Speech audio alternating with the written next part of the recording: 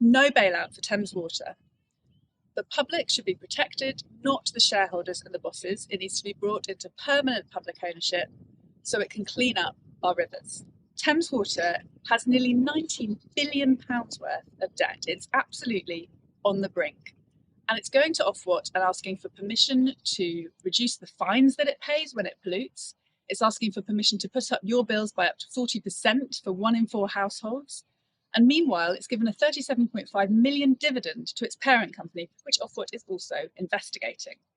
Thames Water is owned by 2 Canadian pension funds, a university pension fund, and sovereign wealth funds in Abu Dhabi and China.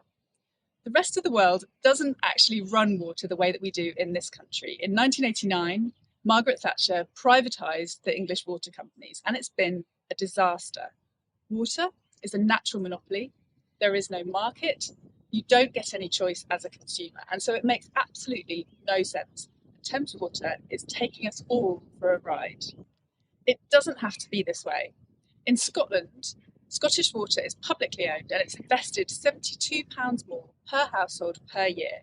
If the English water companies, which are privatised, had invested at that rate, 28 billion extra would have gone into the infrastructure to tackle sewage and leaks.